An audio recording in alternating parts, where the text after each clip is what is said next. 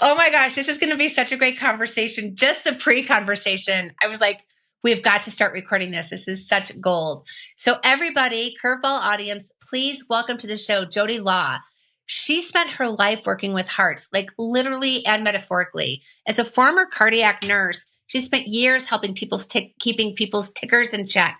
But she always knew healing went deeper than stents and statins, right? Did I get that right? Now, as a transformational energy medicine practitioner. Oh my God, that sounds so cool. She helps people take control of their health in a whole new way by actually listening to their bodies instead of treating them like malfunctioning appliances. Her signature program, Radiant Health, Harnessing the Power to Heal Yourself, has guided countless people toward real transformation. Not the drink more water and hope for the best kind, but the kind that makes you feel like you're finally in the driver's seat of your own well-being. She's also a best-selling author, speaker, and retreat leader. I already know this is not going to be the first time we see each other, Jodi Anne Law, who seamlessly blends critical expertise with deep energetic work. Good. Jodi, welcome to Curveball. So I first want to start off just with talking about the heart, because we started talking about that right away when we were chatting before the show, and just how amazing the heart is, that the heart is beating before the brain is even there, right? So what are some amazing things about the heart that we do not know? Oh, there's so many things. It depends how deep you want me to go. Because, you know, like you say, it's the first organ that is formed when you're a little teeny. And it's also the last organ to go. If you haven't got our heart, then we can't be alive. So, but in between all that, it is amazing. So the heart, when you look at the heart from a functioning point of view, you can look at it from the pump itself. It's a pump. There's also an electrical component, and there's also the plumbing. So looking at it from different ways, that depends on. So the plumbing is obviously the arteries to the heart and what goes on there. The electrical part is the most electrical part of our body, and consequently, the part that is, I guess, that I work with now on an energy point of view, because it involves emotions, and that's the part that we don't actually deal with in the health system. The same, looking at the whole body holistically. And then the pump itself as a muscle. The heart is a muscle, but so it's like anything. If you go to the gym and strengthen your muscles too much, the heart can be too muscular, so it's not going to pump efficiently. So there's all sorts of things that can be a problem with it, but also it's like the rest of our body. And like you say, it is the first thing formed, so it's incredibly powerful. And then and that's just as a structural thing. Then when you look at the heart from an emotional point of view, that takes on a whole different meaning, because we emit from our heart. The magnetic field from our heart is so much stronger than from any other part of our body. So, and when we're living from our heart, we're living our purpose. Well, that's another thing entirely. The world would be such a different place if everyone tuned into their heart and had that head-heart connection, so that we all were living. Well, I read something that, or maybe I heard it. I think actually, truth be told, a yoga instructor told me this like before a class, but that she read a study that the heart gives off an electromagnetic energy that can extend 7 to 8 feet out in front of us. And I always just thought that is so interesting, because, you know, when you get like a vibe check from someone where you're like, oh my God, this person seems so nice and fun. Or when you're just sort of just wait a second, does that have to do with the heart and how much energy it's emitting? So the further it goes, the better the energy?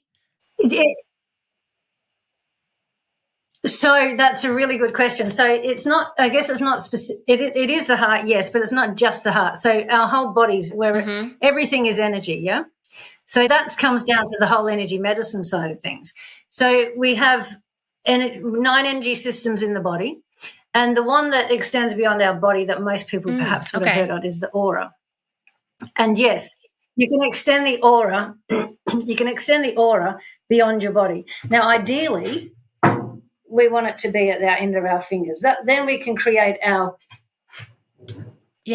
suit of armor, our energetic suit of armor. So if my aura is just sort of like, I can stick out my fingers and then touch the edge of my aura, then I'm sort of in my own little energy protection bubble.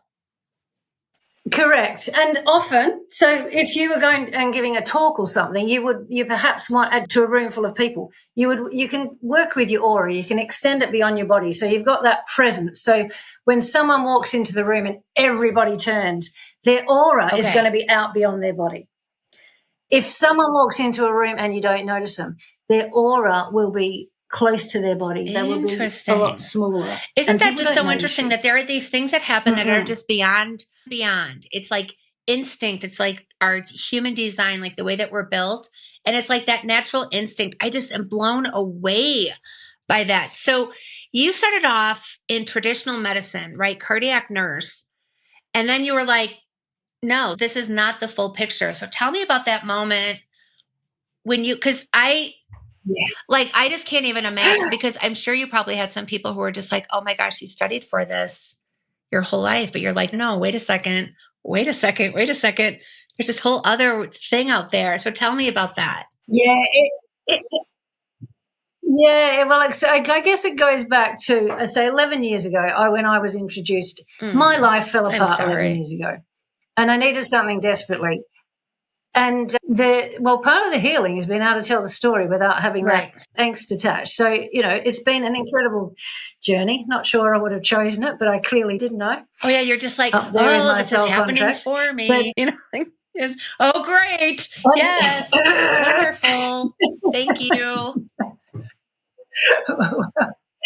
But so 11 years ago this happened. So I desperately needed something, and I went down the conventional route. So what happened?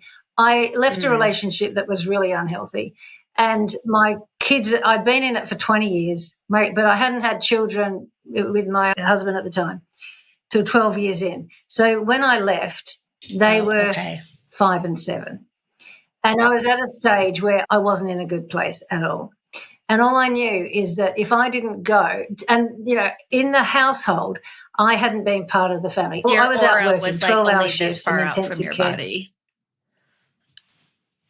Yeah. It would have been, exactly. And I wasn't involved in any of this then, but I was living in fight and flight, absolutely, completely. And I was really unhappy.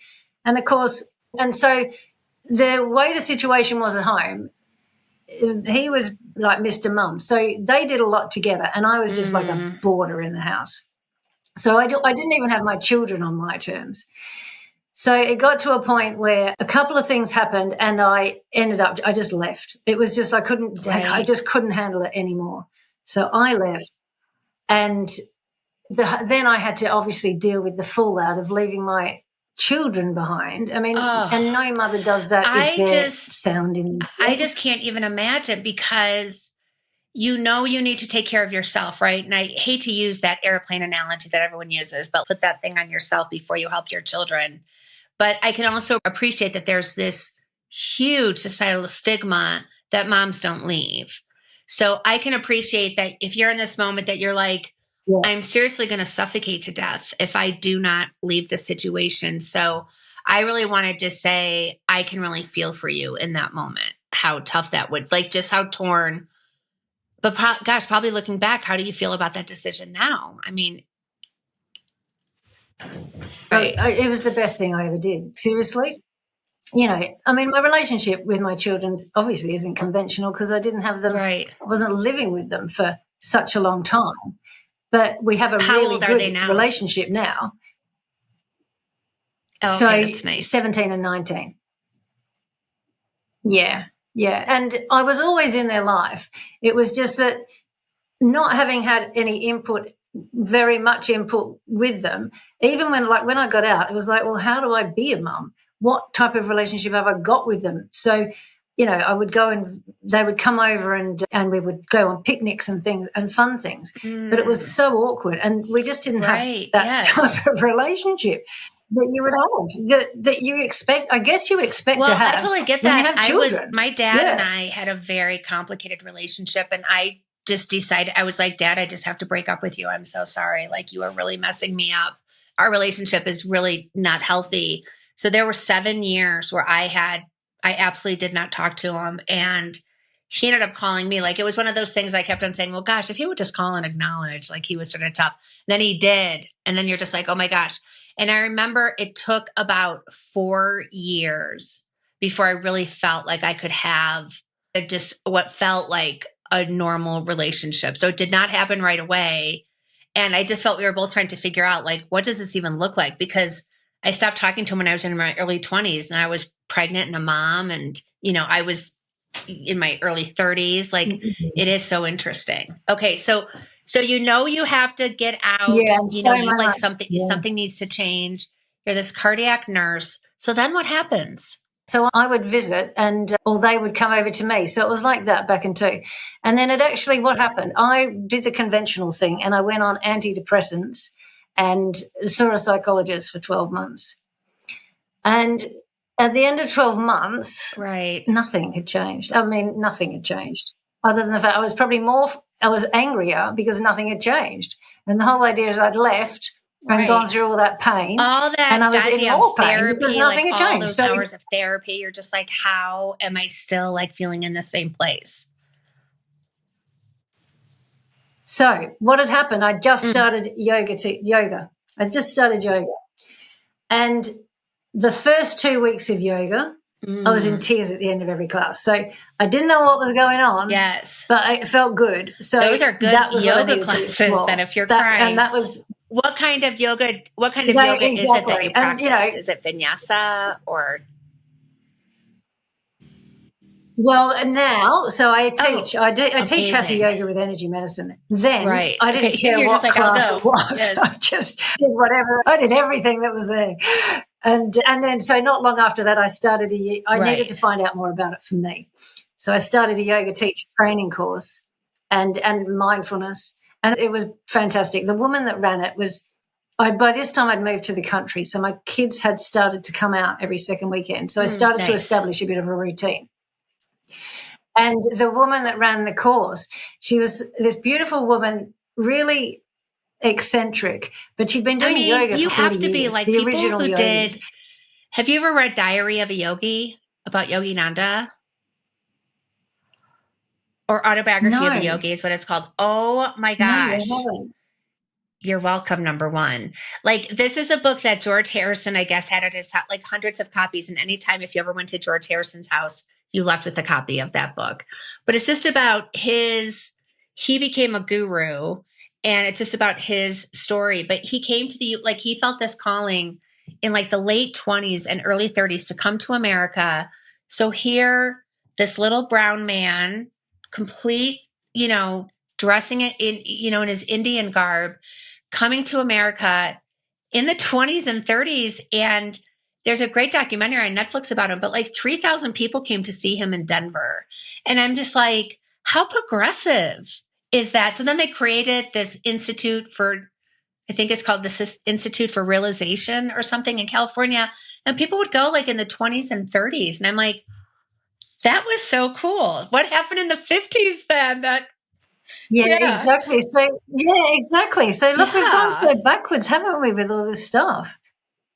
And she was so beautiful, and her introduction just to her wisdom, and also the people that do those courses. Like, I was surrounded by these beautiful women. I think there was one guy. He was gay. But, the energy that put out. So.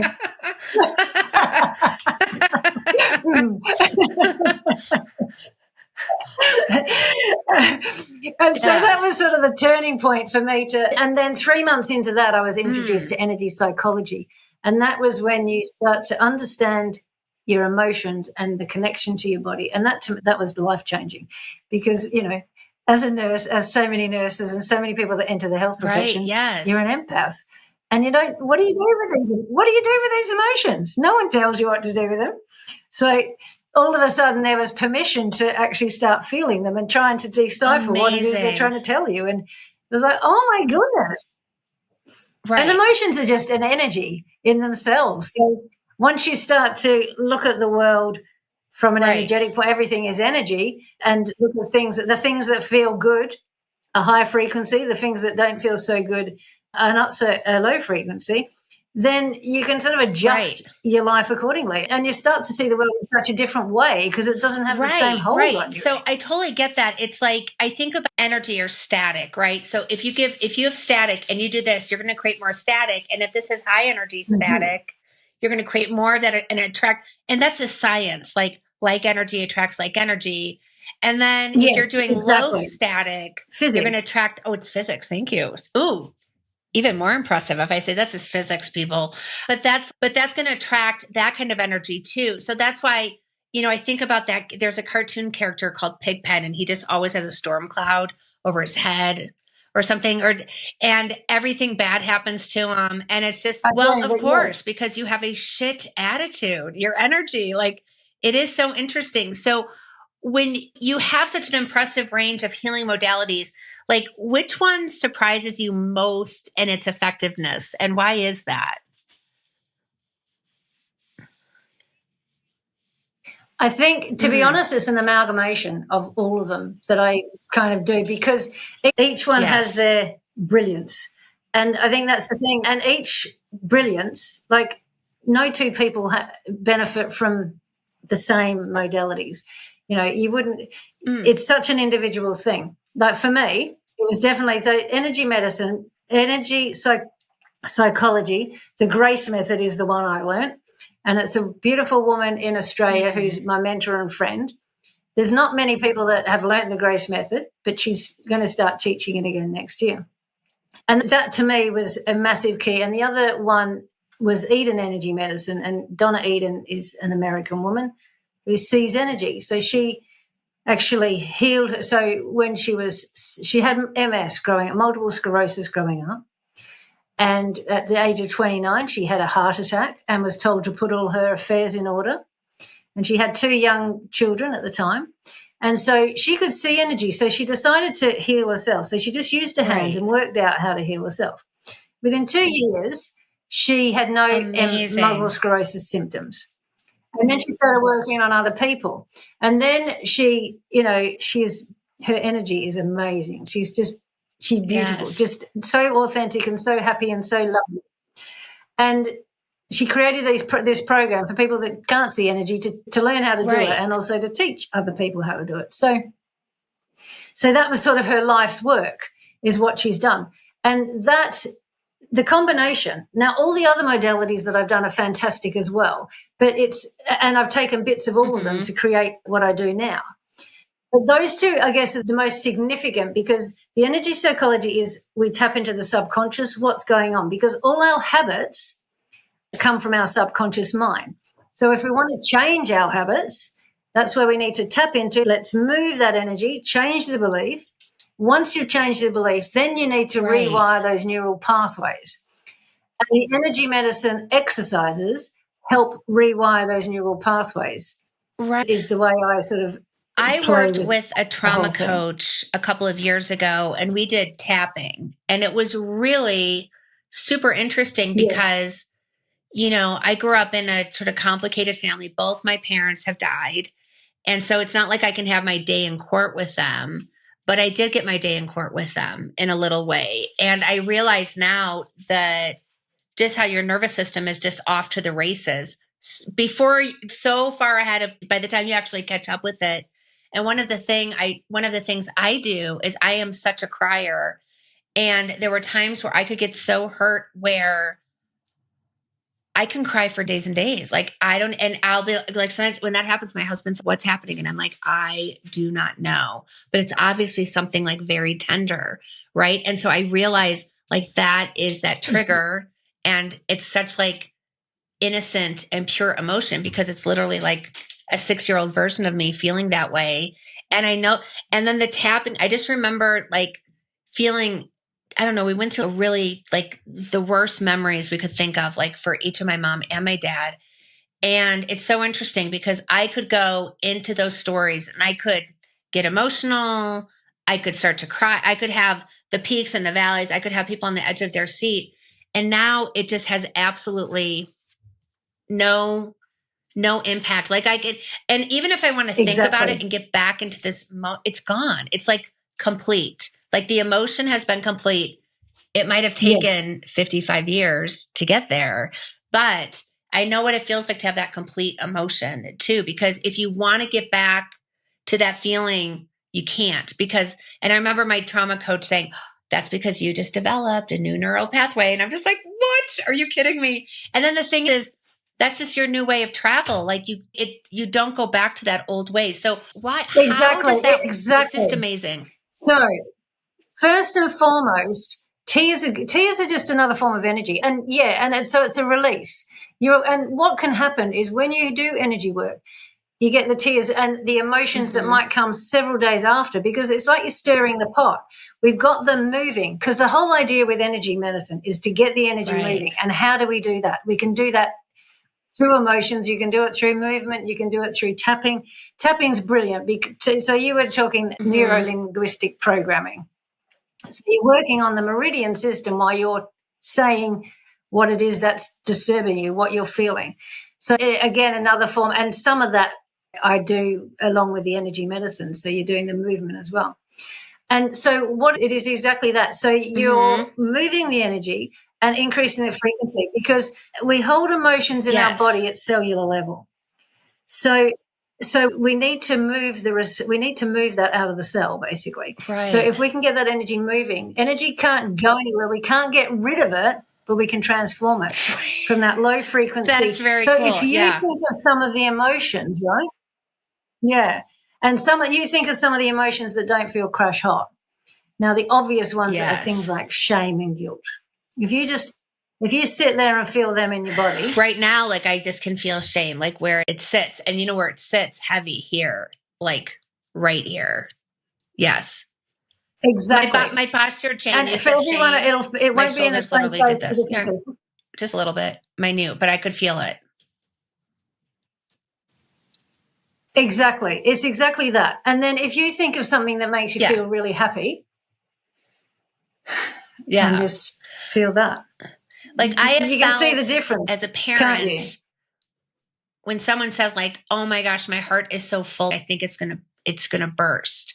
I know that feeling. Like you're just so in love with your child and the world and everything. You're just like so proud of them for just being a human and being able to witness like all the things. I don't know. I just think it's so cool. But where you literally feel like, oh my gosh, like how is this even going to stay in here? That's just such a cool feeling. I love that. I love that we can just sort of and consequently, when you were talking about when you talk about your heart, so beyond your body, that's that. And so one of the energy systems, 9 energy systems of the body, one of them that is the system for joy is the radiant circuits. Now, the radiant circuits, when all of them tingling, that's exactly what's going on. So it may not be something that's happening in the day, but you can work with the radiant circuits to get them. That's amazing. So how many circuits? So you said we have 9 energy circuits. 9 energy systems. Are they connected at all to the chakras? Is that any sort of connection? Chakras what are the other systems? One of the systems. I just want to see how many I know. I know chakras. Some of them you probably know that. So meridians? I do acupuncture, Chinese medicine. Okay. Yeah, meridians and chakras. The aura. Did not know that. The radiant circuits. Triple warmer. And then Chinese 5 rhythms. Okay, so this is the Chinese medicine. Rhythms. Did not know that. The electrics. The grid. No. The grid. This and then the Celtic weave. Amazing. And that's to do with the aura. So, I did used to work with an energy healer. Yeah. And she lived in Hawaii, so we would do our sessions over the phone. But she would see from the fact when she was a child, everyone she sees has this equation over their head. And of course, like when you're a child, you think, well, everyone, that's how just people see the world. Then when she realized, when she started to get older, she's, wait a second, nobody really sees the world like this.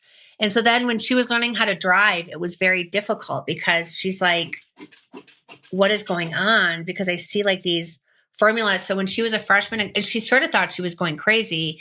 And then when she was a freshman in college, she went to go see a physics teacher present on quantum physics. And she's, oh my gosh, those are physics equations. And she said those physics equations correlate exactly into a grid in your body. And she said she can see and feel exactly where they're out of sync. And she's, I just go in, the little energetic construction worker, and I fix your grid. So that's when she's Yeah. Brilliant. And so this is like Donna Eden. So it makes me laugh. So she went around to all the different modalities that were out there, and she goes like to a kinesiology talk, and she comes back home all excited because those things that go up and down the body that I can see, they're called meridians, and those things that go round and round, they're called chakras. So she kind of related everything back that was already out there to what she could see. I mean, that's just brilliant. So you help people connect with their intuition when it comes to their health. So what are some of the biggest ways that you think people ignore their bodies, and what should they be doing instead? And we talked a lot before the show that when my brain broke, it broke actually a couple years before I actually realized like it was time to, but my body kept, now looking back, I'm just like, oh my gosh, there were so many clues.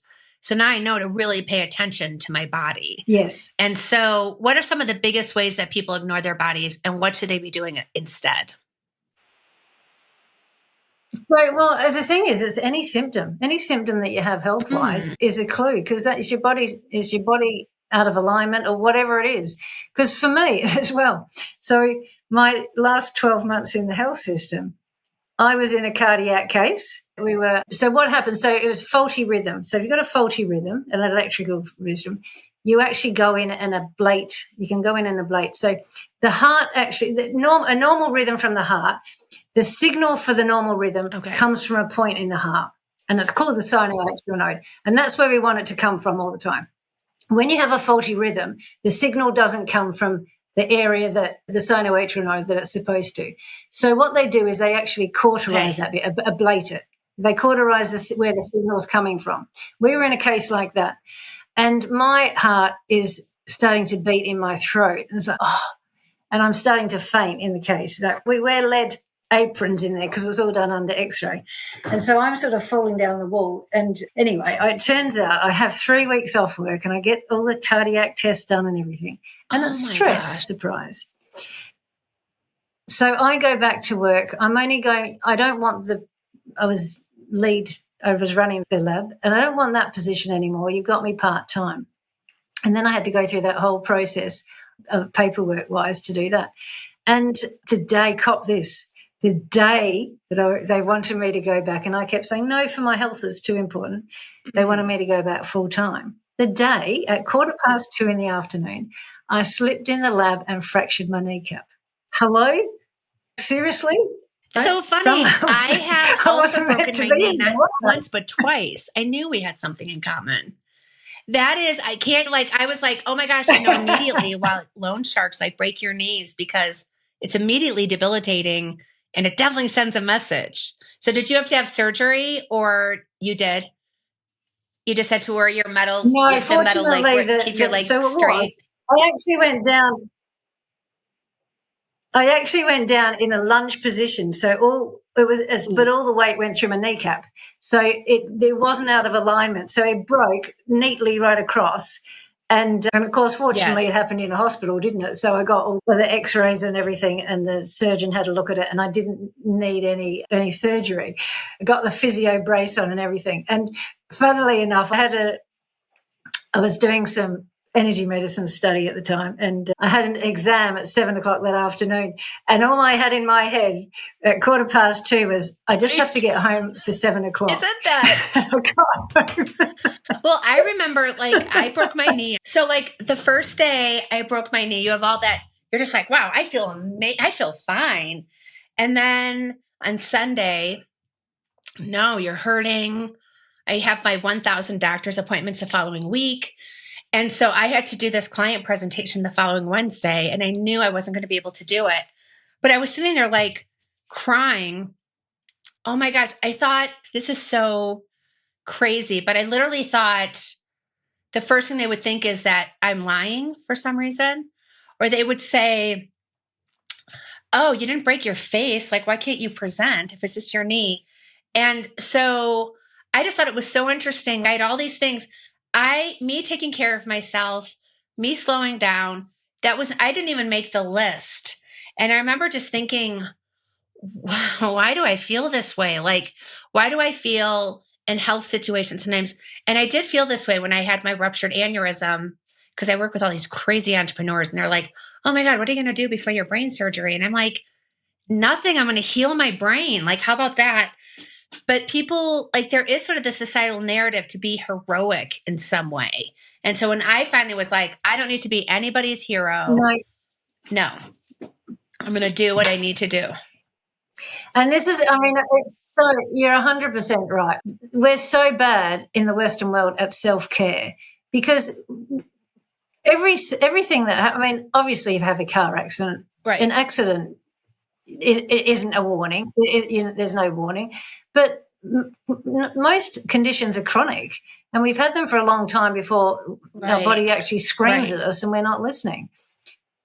And I mean, and that was no different. So basically my health started to deteriorate, so I got out. And, you know, if you're not listening, it just gives you harder lessons to, like, come on, wake up. Like I heard. So what does that mean? There's a saying that says, I start to tap on your shoulder, then I whisper in your ear, then I speak it, then I scream it. Like, I think that there's sort of that progression. And I just know, too, as a woman, like, just the number of times, you know, if the whole family is sick and you too, as the mom, are sick, you're still sort of taking care of everything too. That is sort of the role that you step into as well. Correct.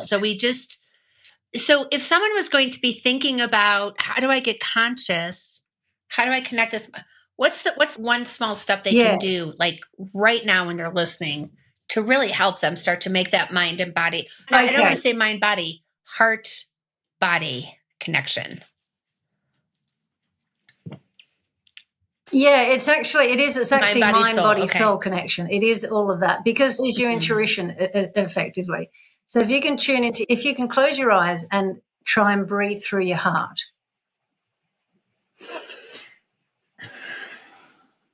And just keep your breath nice and slow. I know too, sometimes if you put your hand on top of your heart. And imagine as you're breathing in. Yeah, exactly. If you put your hand on top of it, it actually means that you're not just thinking about it. You're actually there. That's really cool, because I know it makes a difference when you do that. Because it's almost, if you really want to say, and I'm trying to do it right now, when you literally have your hand on your heart, it's almost impossible to be critical. Why is that? Like, your voice inside your head is just like, not now. That's a beautiful. Yeah, and it absolutely is, because it's your heart. Your heart's not going to say anything. And there is no like inner voice. Oh, it's your intuition.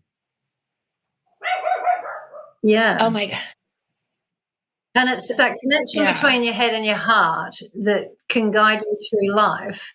When they're aligned, that's the power that every single human being has. What does it feel like? Like, I know that every individual is an individual, right? So everyone feels anything, but what are some clues that we could be looking for to show that this is, you know, that, hey, you sort of hit that state of that connection? You hit that state. Like, you sort of like, you hit that state of, oh, I feel calm, I feel connected, I feel my heart getting bigger and more expansive. Is that like, what are some things that we should be looking for from a feeling perspective to know, like, we're on the right track, or like we made that connection? Does it,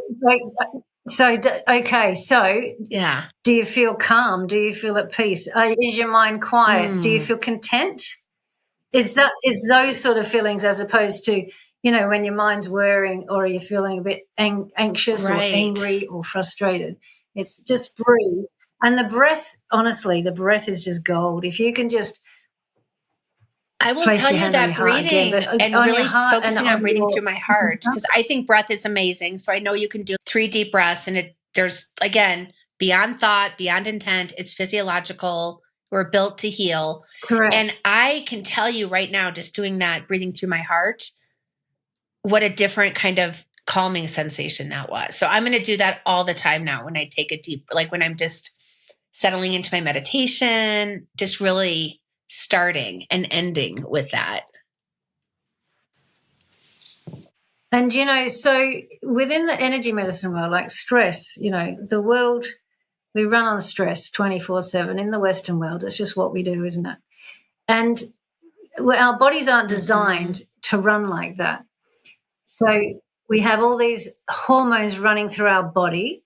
You know, this is because we haven't evolved since caveman days. So this is stress our stress response is a reaction from caveman. It's still primal, It hasn't evolved from caveman.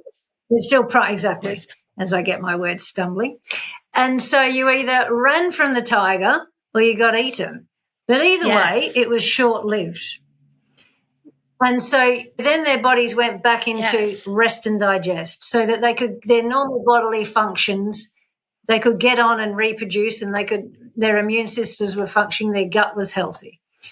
But now these days, because of all the lives we lead and all these priorities that we create for ourselves, our body has got all these hormones running through it, like cortisol, adrenaline, noradrenaline. There's about 30 different hormones that go with stress. And because that's being drip fed into our system, this is where the chronic illness comes from, because that's there all the time. Our body's not designed for that. And you can't be in fight and flight and rest and digest at the same time. So if we're in fight and flight, then it's going to shut down our immune system, our reproductive system, our gastrointestinal, our endocrine. So that's chronic illness. And in the energy medicine world, there's part of the meridian system is the triple warmer that I mentioned earlier. The triple warmer is our fight and flight. So you can test the energies. You can test everyone's energy. And for most of us, the triple warmer is over-energized. It's got too much energy in, and we want to balance everything out. And to get too much energy, the meridian part it draws from first is the spleen. So the triple warmer is the security guard. He's there to keep you safe, keep all those habits safe, even if they're not serving you. Draws energy from the spleen. The spleen is to do with digestion of emotions, food, thoughts, and that's usually underactive. So what we need to do is first of all, one of the foundations of energy medicine is balancing that out, because once that has balanced out, certainly your body can start to heal for a start. And it also gives a lot better readings energetically, so we can much more easily balance. Amazing. I just love how everything is so connected to. And I just interviewed somebody who's like a nutritionist plus, but she was like, when you're under stress regulation is one of the first. So she teaches mindful eating to teenagers. And I was like, wow, that is such an interesting thing.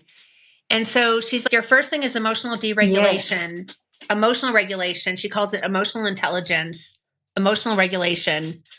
And she said, what your body does then is it tries to hit homeostasis. And because our stress is primal, one of the biggest stresses to the body is starvation.